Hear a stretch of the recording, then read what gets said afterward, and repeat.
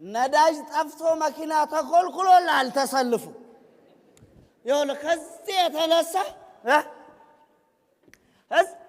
ምን አለፈ ጅቡቲ ሊደርስልሽ ነገር ተሰልፎ እየጠበቀልን ጣት የጀመረ ነው ቦቴ መኪና አይመጣም ሰው ልጎሽ ገላገለን ከሰልፍ ልንቀዳ ነው ብሎ ሲጠብቅ ቦቴ መኪና ሁሉንም አልፎ ኋላ ተሰለፈላ ሊቀዳ